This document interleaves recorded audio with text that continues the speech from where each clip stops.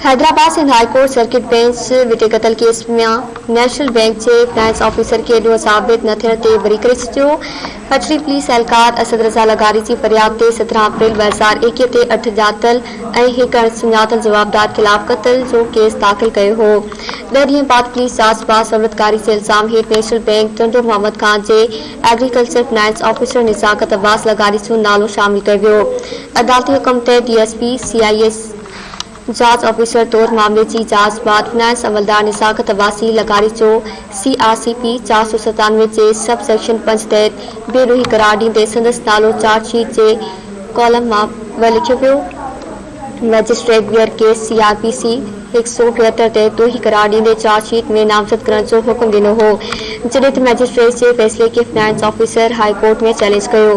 अदालत महफ़ूज़ थियल फ़ैसिलो जारी कंदे धुरनि जा दलील ॿुधण बाद टंडो मोहम्मद खान नेशनल बैंक ऐं एग्रीकल्चर फाइनेंस ऑफिसर तौर मुलाज़मत कंदड़ निज़ाकत अब्बास लगारी के बेरोही करार ॾींदे विते क़त्ल केस मां बरी करे छॾियो।